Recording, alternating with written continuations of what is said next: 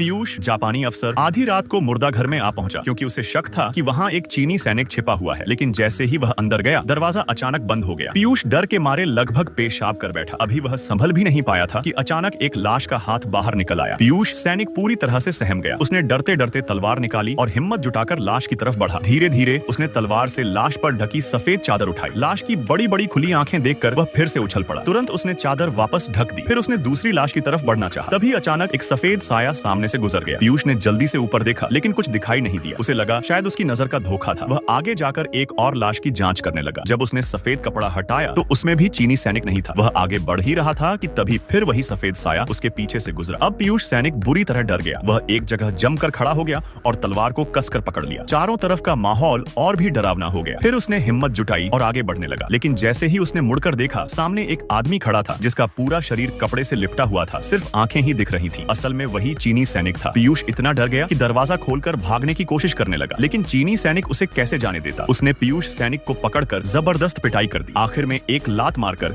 उसे कई मीटर दूर फेंक दिया। पीयूष 2-3 बार तड़पकर बेहोश हो गया। मुर्दा घर में छिपा चीनी सैनिक तुरंत बाहर निकलने की तैयारी करने लगा। असल में वह पीयूष सैनिक को यमराज के पास भेजना चाहता था, लेकिन तभी पीयूष की पूरी टुकड़ी आ पहुंची। इसलिए चीनी सैनिक मजबूरन पीयूष सैनिक की जान छोड़कर जल्दी से वहां से निकल गया। 2 मिनट लगेगा एक लाइक करने में, अगर मन हो तो कर दीजिएगा।